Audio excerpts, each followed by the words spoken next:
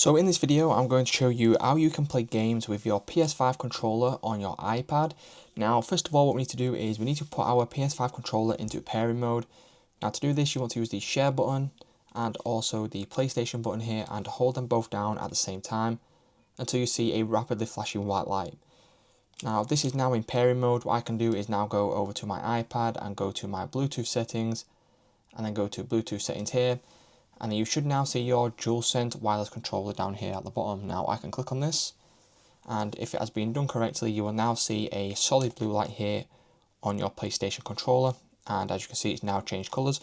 So if I just go ahead and open up Among Us for example, and I turn this down here, what we can do is we can show you how you can go ahead and play the game. So if we load in here, as you can see, once we have loaded in, if I just sign into my account,